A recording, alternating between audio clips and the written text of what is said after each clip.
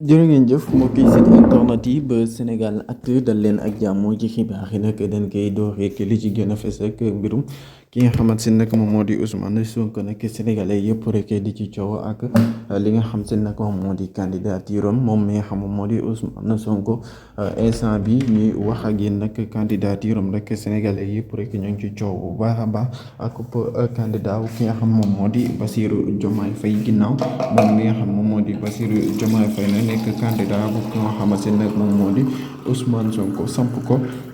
ci élection présidentielle yi 2024 ginnaaw Ousmane Sonko nag élection yi di ñëw mais daal moo nekk nag li nga xam moo di maître de jeu bi nga xamante ne instant bi mooy diriger li nga xam moo di politique sénégalais bi instant bi fi mu toll nii ndax politiciens yi lépp lu mën di def rek Ousmane Sonko dan naan rek moom mooy jiite li xew instant bi nga xam aussi moo di ci